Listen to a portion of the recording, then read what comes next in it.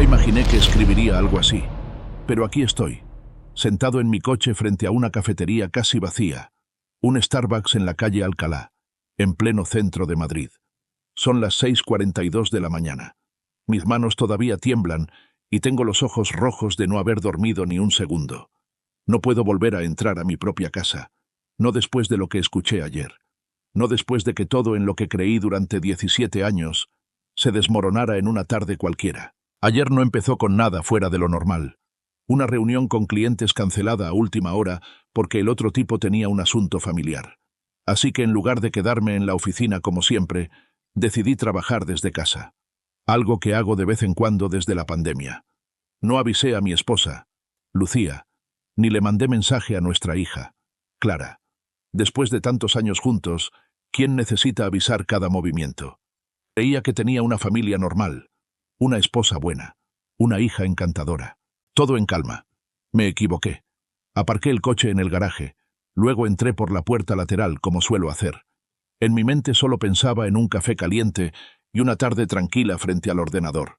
Pero entonces escuché una risa, la risa de Clara y sus amigas. Provenía de la cocina. Voces de adolescentes, chillonas, alegres.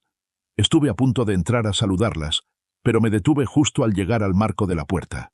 Habían dicho mi nombre. «Mi papá es un idiota», rió Clara, como si fuera el chiste más obvio del mundo. No tiene ni idea de que mamá lleva años sacando dinero de su cuenta para comprarse cosas. Una de las amigas respondió entre risas. «¿En serio? ¿Cómo no se da cuenta?» Porque confía ciegamente en ella. Y mamá es lista. Saca poco a poco. Él cree que es para cosas de la casa, pero en realidad es para bolsos, zapatos, cosas de marca. Mamá siempre dice, los hombres no se enteran de nada. Y es verdad. Rieron fuerte. En mi cocina, en la casa que construí con cada hora de trabajo, y mi hija se burlaba de mí. Sentí que el aire me abandonaba. El cuerpo se me quedó rígido. Tuve que apoyarme en la pared para no caerme. El corazón me golpeaba el pecho como si quisiera escapar. No entré. No grité. No hice una escena. Di media vuelta, subí a mi estudio, cerré la puerta y me senté en silencio durante horas. Cuando la casa se quedó en calma, encendí el ordenador y entré a revisar nuestras cuentas bancarias. Y entonces lo vi todo. Transferencias pequeñas, constantes, de la cuenta compartida a una cuenta personal a nombre de Lucía. Cientos de euros aquí y allá, mes tras mes. Años. Decenas de miles de euros en total. 3 tarjetas de crédito a mi nombre que yo jamás solicité. Todas al límite. Y en ese momento supe que Clara decía la verdad. Lucía, la mujer con la que compartí mi vida durante 17 años, me había estado robando en silencio, como una ladrona disfrazada de esposa. Esa noche, cuando Clara y Lucía volvieron a casa, actuaron con normalidad. Lucía preparó su famosa pasta al pesto, su plato de los martes, y Clara se quejó de su profesora de historia. Yo las miraba, y solo veía a 2 actrices interpretando una comedia dentro de mi tragedia. No dije nada. Sonreí. Jugué mi papel. Sabía que no podía dejarme llevar por la rabia. Necesitaba entender el juego, preparar mi estrategia. Esperé a que se durmieran, entré al baño y llamé a Rodrigo, mi mejor amigo desde la universidad, hoy abogado especializado en derecho familiar. Mantén la calma, me dijo. Documenta todo. No actúes bajo impulso. Yo te voy a ayudar. Esa noche no dormí. Escuché la respiración de Lucía, tranquila, como si no tuviera un cuchillo escondido detrás de cada gesto amable. Me pregunté una y otra vez, ¿cómo dejé que esto pasara? ¿Cómo fui tan ciego? A la mañana siguiente, todavía en el coche, con las manos temblorosas y la cabeza revuelta, recibí un aluvión de mensajes de Clara. Papá, lo siento. No sabía que estabas en casa ayer. No fue mi intención. ¿Podemos hablar, por favor? No contesté. No sabía cómo. Estaba demasiado ocupado pensando en lo más importante. ¿Cómo puedo recuperar todo lo que me han quitado? El reloj marcaba las 13:06 cuando aparqué frente a Pan y Alma, la cafetería que a Clara le encantaba desde niña. El local estaba medio vacío. Con ese olor a pan recién horneado, siempre me había resultado reconfortante, pero que ahora solo me recordaba cuánto había cambiado todo. Clara ya estaba allí, sentada junto a la ventana, los hombros encogidos, las manos alrededor de un vaso de café frío. el cabello recogido a la carrera, la mirada perdida en la nada. No era la misma adolescente risueña de siempre. Había algo roto en su postura, algo que ni siquiera sus palabras podían disimular. Me senté frente a ella sin decir nada. Al verme, sus labios temblaron y los ojos se le llenaron de lágrimas. Pero no lloró como una niña caprichosa. Lloró como alguien que lleva demasiados secretos guardados por demasiado tiempo. Papá, lo siento de verdad. Yo no sabía que estabas ahí ayer. No quería que escucharas eso así. No hablé. No podía. Solo asentí levemente, para que supiera que la escuchaba. Clara respiró hondo y comenzó a hablar. Poco a poco, como si cada palabra le costara desprenderse de un peso invisible. Mamá me pidió que le ayudara. Hace 3 años. Me dijo que no dijera nada, que tú no entenderías, que si te enterabas, nos dejarías, que te irías para siempre. Me miró, buscando una reacción. No la encontró. Yo seguía allí, inmóvil, con las manos entrelazadas, sintiendo que cada confesión suya era una astilla más que se clavaba en mi pecho. Vi las tarjetas, papá. Vi los correos con la tía Amanda. Escuché sus planes. Al principio pensé que lo decía en broma, que solo estaba frustrada. Pero luego empezó a comprar más, a esconder las cosas, a decirme que mintiera si tú preguntabas. Clara bajó la mirada. Su voz era apenas un susurro. No quería hacerlo, papá, pero era mamá. Era la que me hacía el desayuno cada mañana, la que me arropaba por las noches. Yo no sabía qué hacer. El café se quedó frío entre nosotros. Yo no podía culparla. Tenía apenas 16 años, y había vivido como una espía dentro de su propio hogar. No por maldad, sino por miedo. Papá, murmuró, yo solo quería que todo volviera a ser como antes. Y en ese momento, entendí algo. Clara no solo había perdido la fe en su madre, también había perdido la inocencia. Esa seguridad de que los adultos lo tienen todo bajo control, de que los padres saben lo que hacen. Tomé su mano. Estaba helada. No te culpo, hija, pero desde hoy, no más secretos. Lo que sea, lo hablamos. ¿De acuerdo? Clara asintió, sin decir una palabra. Pero su mirada, por primera vez desde que llegué, se encontró con la mía. Y vi en ella una chispa de verdad. Pequeña, sí, pero real. Esa noche, la cena fue un teatro. Lucía preparó paella de mariscos, su especialidad dominguera, aunque era miércoles. Clara y yo jugamos nuestros papeles. Yo fingí interesarme por el día de ella. Clara rió con moderación. Lucía se paseó por la cocina como una estrella de televisión, sin sospechar que el telón estaba a punto de caer. A las 11, con Lucía dormida, Clara llamó suavemente a la puerta de mi estudio y me entregó algo que no esperaba. Una pequeña memoria USB negra. Es todo lo que encontré. Fotos, extractos, correos, notas. Las guardé por si mamá hacía algo peor. No supe si sentir orgullo o tristeza. Mi hija de 16 años había hecho más por la verdad que muchos adultos en toda su vida. Esa noche, mientras ella dormía en el sofá, abrí los archivos y vi el verdadero rostro de Lucía. No el que me sonreía cada mañana, sino el de la mujer que durante años había vaciado nuestras cuentas con precisión quirúrgica. Compras, transacciones, suscripciones, alquiler de un trastero en las afueras, donde guardaba todo lo que no podía esconder ya en casa. 3 tarjetas a mi nombre, una a nombre de su hermana, y transferencias que sumaban cifras que me mareaban. Llamé a Rodrigo, esta vez como cliente, no como amigo. Es hora, le dije. Él no necesitó más. Me dio las instrucciones: abrir una nueva cuenta, cambiar claves, proteger mis ingresos, documentar todo. Y lo más importante, no dejar que ella lo supiera. Todavía. Los 3 días siguientes viví como un autómata. Sonreía, trabajaba, dormía. Pero por dentro, todo era cálculo, preparación, espera. Fui trasladando fondos, cerrando brechas, creando una cuenta señuelo. Allí deposité 112.000 euros y dejé la puerta abierta. Un cebo perfecto. El último truco. Le conté a Lucía que me habían dado un bono de fin de año adelantado. Ella sonrió, pero yo vi esa chispa en sus ojos. Codicia, oportunidad. Clara, mi pequeña aliada, me mantenía informado. Cada correo, cada paquete que llegaba, cada movimiento. Y entonces ocurrió. El jueves por la mañana, 8.500 euros desaparecieron de la cuenta señuelo, directos al número de cuenta que figuraba a nombre de Lucía. Sin explicación, sin mensaje, sin vergüenza. Había mordido el anzuelo. Llamé a Rodrigo. Mañana, 7 p.m. Cena en casa. Tráelo todo. El final estaba cerca. Y esta vez, yo tenía el guión. Viernes, 18:56. Me miré en el espejo por última vez antes de bajar. No llevaba traje. Solo una camisa blanca abotonada con las mangas remangadas y un pantalón oscuro. No quería parecer formal. No quería parecer agresivo.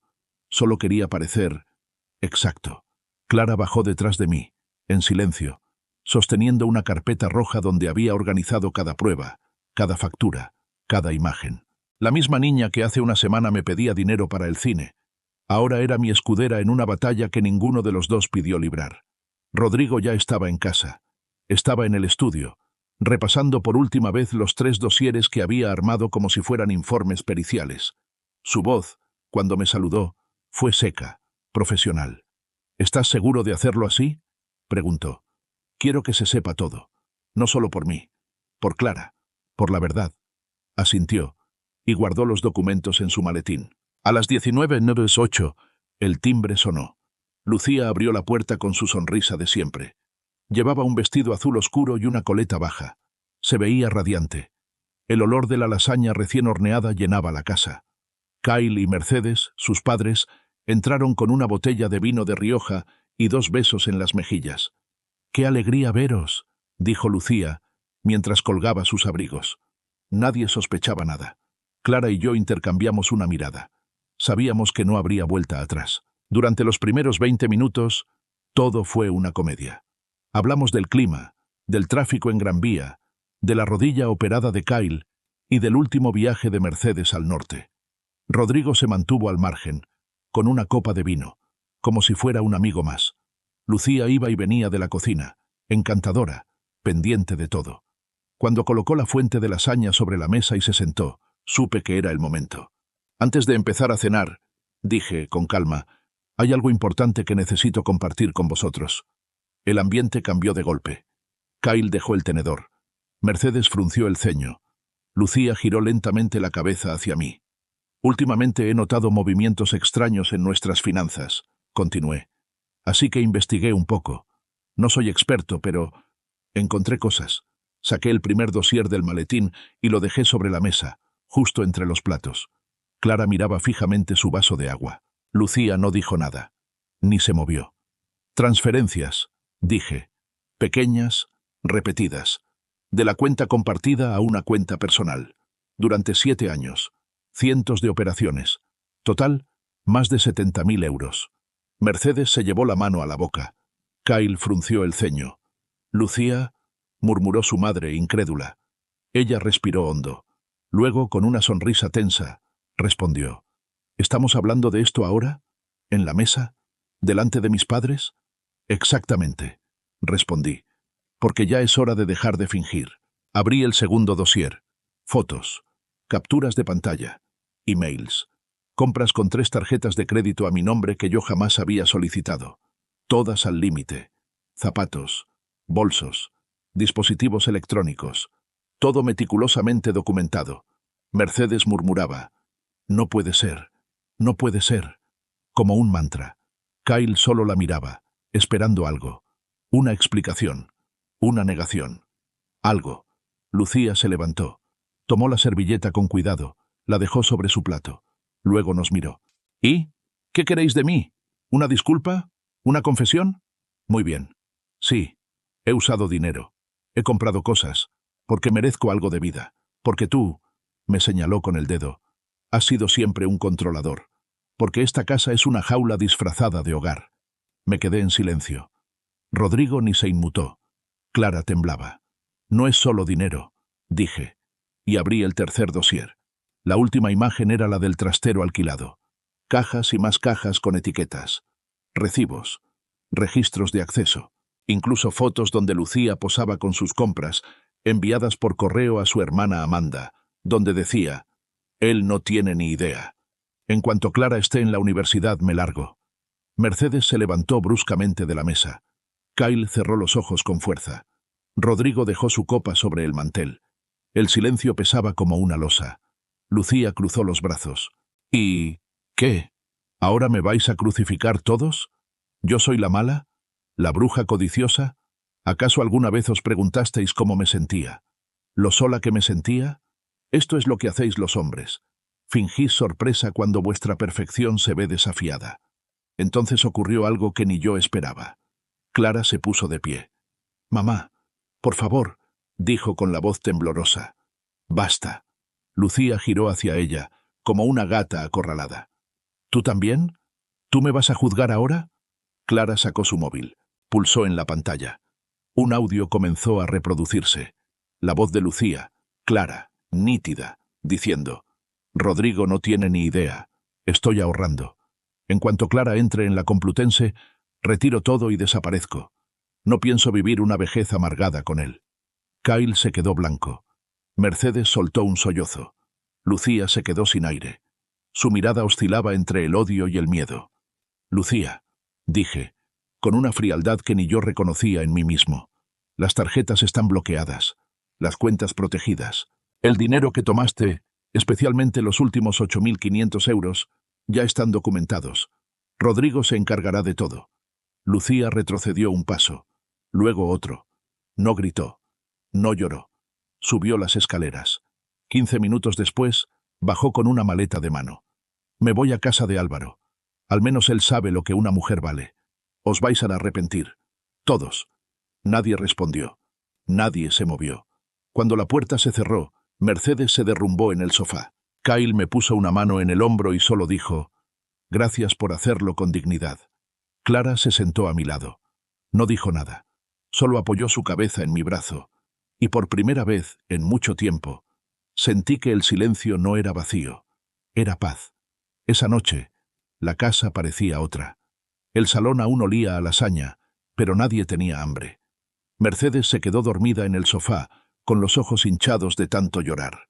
Kyle se fue temprano, alegando que necesitaba pensar. Rodrigo se marchó sin decir mucho, dejándome los documentos y una promesa. «Te llamaré el lunes. Vamos a asegurarnos de que ella no pueda tocar ni un euro más». Clara y yo nos quedamos en silencio. El tipo de silencio que no incomoda, sino que envuelve. El que se queda cuando las máscaras ya han caído y solo queda la verdad, desnuda, dolorosa, pero honesta. Clara se sentó a mi lado, con las piernas cruzadas en el sofá. No lloraba, no hablaba. Solo miraba hacia el pasillo que llevaba a las escaleras, como si aún esperara que Lucía regresara y dijera que todo había sido un malentendido. «¿Crees que va a volver?», preguntó sin mirarme. «Sí», respondí, tras unos segundos, «pero no como antes». Clara asintió, apenas perceptible. Luego se levantó, fue hasta la mesa del comedor y volvió con la carpeta roja. La dejó sobre mis rodillas. «Todavía quedan cosas que no viste». La abrí. Había más correos, más capturas de conversaciones entre Lucía y Amanda. Incluso mensajes con alguien más, un hombre llamado Álvaro. «Te juro que cuando todo esto acabe, seremos libres. No aguanto otra cena con él», sonríe como si fuera idiota. Clara aún no sospecha, pero tengo que moverme rápido. Él ya no es tan ingenuo. Cada palabra era una estocada. No por la traición romántica, eso de alguna forma ya lo había intuido, sino por la planificación, la manipulación, el hecho de que hubiera construido una doble vida dentro de la mía. Con precisión, con paciencia. «¿Cómo encontraste todo esto?», pregunté. Clara se encogió de hombros. «Mamá usaba el mismo correo para todo. Dejó su sesión abierta en mi portátil hace unos meses. La curiosidad me mataba. Así que empecé a mirar. Al principio fue por miedo. Luego, porque necesitaba saber si era yo la que estaba equivocada. La miré. Su rostro tenía esa mezcla imposible entre madurez prematura y fragilidad adolescente. Tenía solo 16 años, pero en sus ojos había algo que no debería estar allí todavía. Decepción. «No quería que lo descubrieras así, papá», murmuró. Pero tampoco podía seguir fingiendo.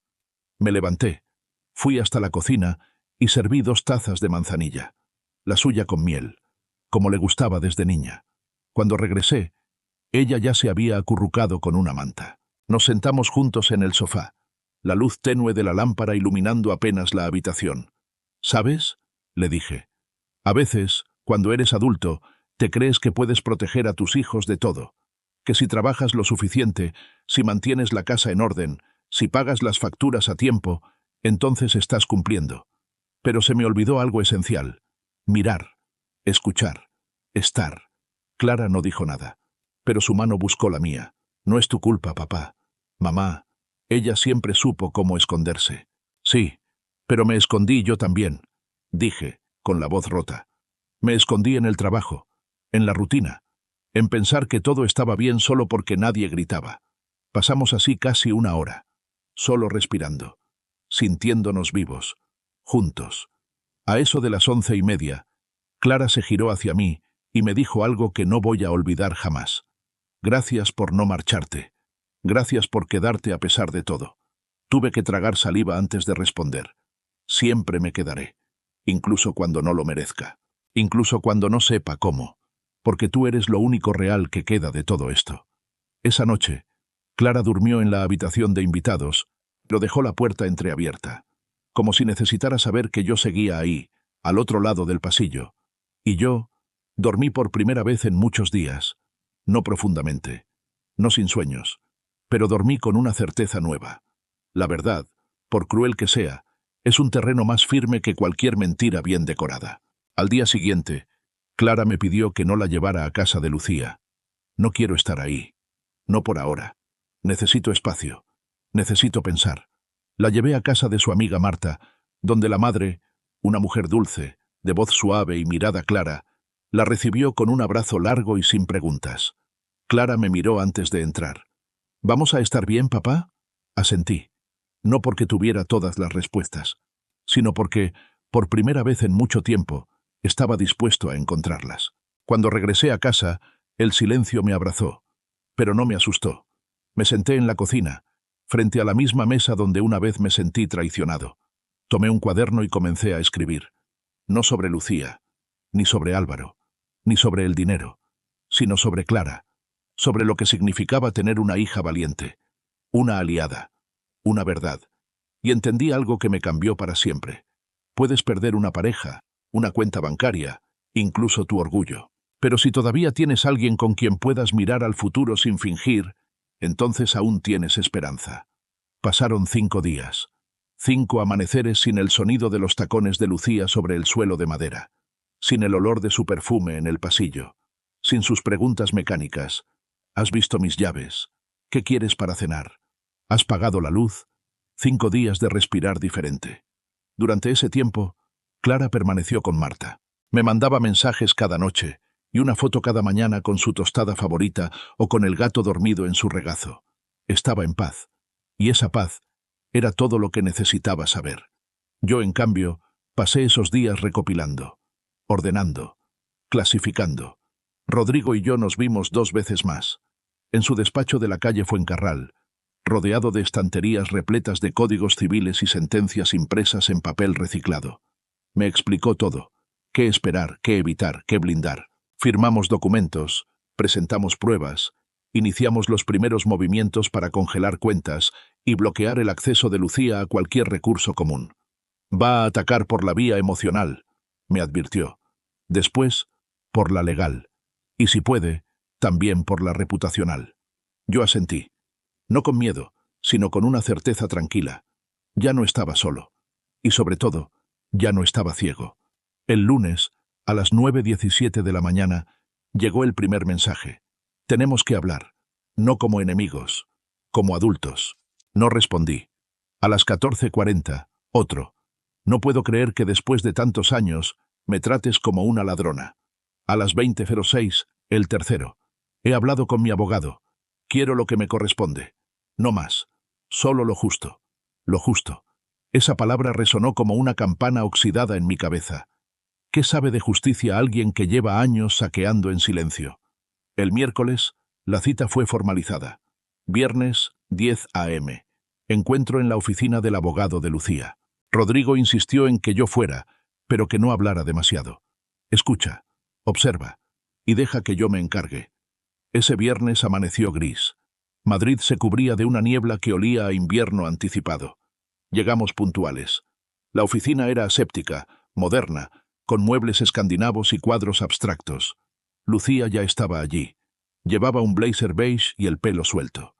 Impecable, como siempre que quería ganar una batalla con estilo. Su abogado, un tal Jorge Sanz, tenía sonrisa de mármol y mirada calculadora. Nos saludamos con un leve movimiento de cabeza. Rodrigo y yo nos sentamos frente a ellos. Sobre la mesa, una carpeta con documentos. Nada más. Lucía desea resolver esto de manera civilizada, empezó Jorge, por respeto a su hija, y porque, como bien sabrán, el matrimonio fue largo, con contribuciones mutuas. Rodrigo asintió, sin comprometerse. Por eso, continuó el abogado, pedimos la división equitativa de los bienes comunes, la vivienda, las cuentas y el fondo de inversión que figura a nombre del señor Darío. Yo ni pestañeé. Rodrigo deslizó sobre la mesa una carpeta más gruesa, con el encabezado: evidencia documental, desvío de fondos, uso indebido de tarjetas, alquiler de trastero no declarado. Jorge hojeó los primeros papeles. Luego miró a Lucía. Por primera vez ella bajó la vista. No habló, no defendió, no sonrió. Esto cambia las cosas, dijo él, finalmente. Rodrigo no perdió el ritmo. Mi cliente no se opone a un acuerdo, pero no tolerará que se le exija repartir bienes adquiridos honestamente mientras ha sido víctima de una estafa doméstica continuada. Los registros, las grabaciones y los testigos, incluyendo la propia hija, están disponibles. Podemos ir a juicio, o resolverlo aquí, pero mi cliente ya no está dispuesto a callar. Lucía apretó los labios. Los ojos se le llenaron de una rabia contenida. No lágrimas, no remordimiento, solo la frustración de quien ha perdido el control. Yo solo quería vivir mejor, murmuró. No quise hacer daño. Rodrigo replicó con una calma que me sorprendió incluso a mí. A veces, el daño no necesita intención para existir, solo necesita egoísmo. La reunión duró 30 minutos más. Cuando salimos, Rodrigo me palmeó el hombro. Esto va para largo. Pero vamos bien. Yo respiré hondo. El frío de noviembre ya empezaba a colarse entre los edificios. Caminamos por la calle Preciados, sin hablar. Pasamos junto a un escaparate con un maniquí que llevaba el mismo bolso que vi en las fotos del trastero. No sentí odio. Sentí cierre. Esa tarde volví a casa. Abrí las ventanas. Encendí música suave. Hice pasta con tomate y albahaca, la receta que Lucía solía arruinar por querer añadirle nata. A las 8, Clara volvió. Me abrazó sin decir nada. Nos sentamos a cenar frente al televisor apagado. Ya no necesitábamos ruido de fondo. Ya no temíamos al silencio. Antes de dormir, Clara dejó una nota sobre la mesa de la cocina, escrita con su letra torpe, en papel cuadriculado. Gracias por no rendirte. La guardé en mi cartera, porque a veces eso es todo lo que uno necesita para seguir luchando. 2 semanas después de aquella reunión, algo dentro de mí empezó a cambiar. No fue inmediato, no fue espectacular, fue algo más sutil, como cuando una herida deja de doler sin que te des cuenta. Te levantas una mañana y de pronto el aire entra más fácil. El café sabe mejor. El silencio ya no pesa. La casa seguía siendo la misma. Los mismos muebles, los mismos cuadros torcidos en el pasillo, la misma lámpara que parpadeaba desde hacía meses. Pero algo era distinto. Clara y yo habíamos aprendido a respirar de nuevo en ese espacio, sin mentiras, sin máscaras, sin miedo a lo que se escondía tras cada puerta cerrada. Un sábado, mientras yo intentaba arreglar una repisa en la cocina, una tarea que siempre pospuse porque Lucía decía que para eso se llama a alguien, Clara apareció con una caja en las manos. ¿Qué es eso?, pregunté. Recuerdos, pero quiero transformarlos. La caja contenía fotos, algunas felices, otras no tanto. Vacaciones en la playa, navidades en familia, cumpleaños con velas y sonrisas forzadas. Clara empezó a sacar una por una y las fuimos clasificando en 2 montones, para conservar y para soltar. La mayoría fueron al segundo. ¿Te duele tirar algunas?, me preguntó.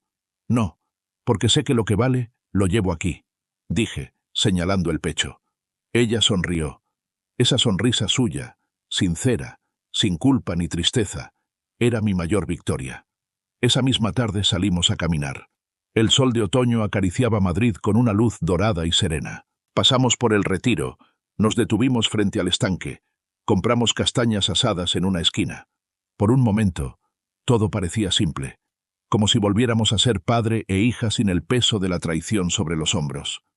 «Papá», dijo Clara, mientras se comía una castaña humeante, «¿crees que la gente puede cambiar?» Me tomó por sorpresa. Pensé un segundo antes de responder. «Creo que puede, pero no todos quieren, y no todos saben cómo». «¿Tú has cambiado?» «Estoy en ello», asintió, y seguimos caminando. Al volver a casa, Clara subió a su habitación. Yo fui a mi estudio, no para trabajar, sino para escribir. Había dejado de hacerlo durante años. Siempre había una excusa: el cansancio, el trabajo, las facturas. Pero esa noche encendí la lámpara, abrí una libreta nueva y dejé que las palabras salieran.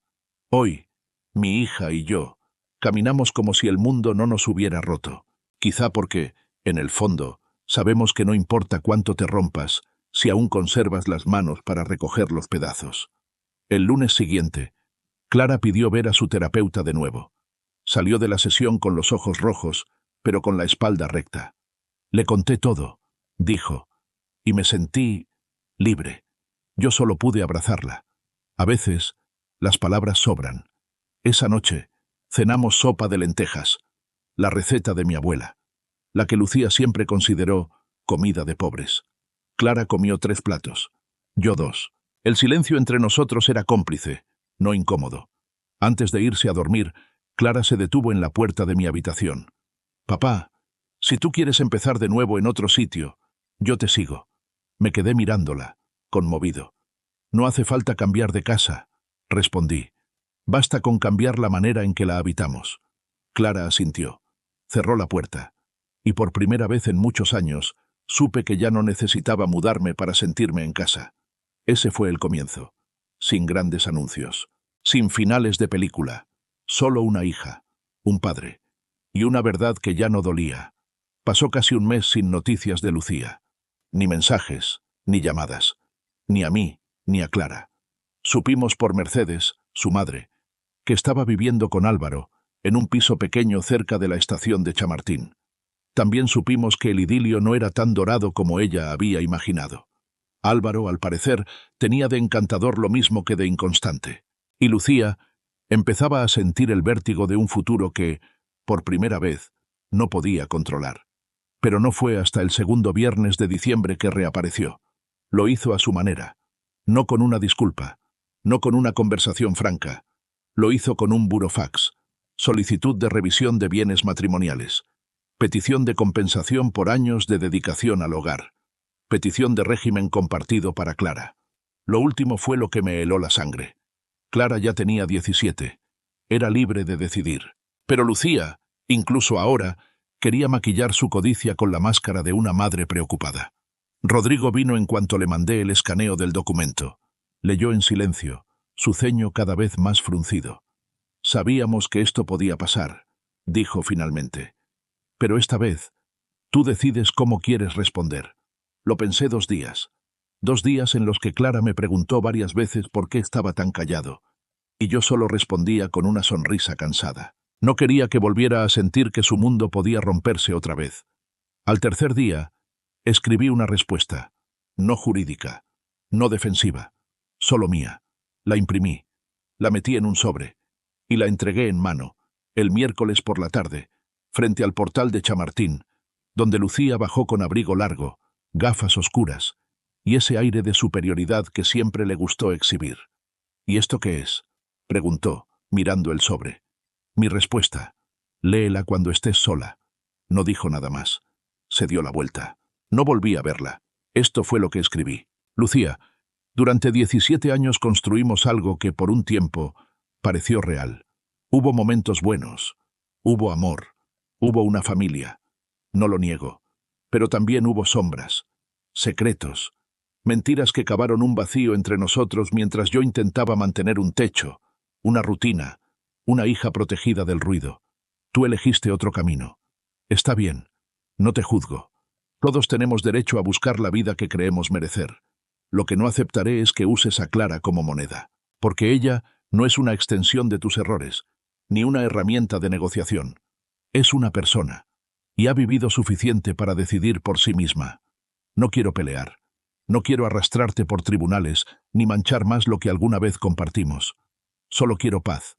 Y para eso, he decidido no reclamar nada de lo que tú tomaste. No porque no tenga derecho, sino porque no quiero cargar con el peso de seguir atado a ti a través del rencor. Te dejo lo que creas que necesitas. Yo me quedo con lo que sé que vale. La conciencia tranquila, el respeto de mi hija y la dignidad de haber dicho la verdad sin alzar la voz. Cuida de ti. Darío. Esa noche, dormí como no lo hacía desde antes de que todo se rompiera. Días después, Clara volvió a casa con un sobre blanco, sin remitente, solo una hoja dentro, escrita con tinta azul, la letra de Lucía. No puedo decir que lo entiendo todo, pero sí te escuché. No pelearé más. Clara puede quedarse contigo. Solo no la alejes de mí del todo. La leí sin alegría, pero también sin dolor. Luego la rompí en 4 partes y la tiré a la basura. No por rabia, sino porque ya no necesitaba nada de eso. Clara y yo celebramos la Nochebuena en casa, solo los dos. Cocinamos juntos, quemamos la lasaña, terminamos pidiendo pizza. Pusimos villancicos desafinados. Abrimos regalos pequeños y cartas escritas a mano. El suyo decía: gracias por quedarte cuando era más fácil huir. El mío: gracias por decir la verdad, incluso cuando dolía. El nuevo año llegó sin promesas, pero con paz. Y ahora, cuando alguien me pregunta cómo salí de todo aquello, no hablo de abogados, ni de estrategias, ni de venganzas. Solo digo esto: con silencio, con verdad, y con la certeza de que la dignidad no siempre grita. A veces, solo se sienta y espera que pase la tormenta.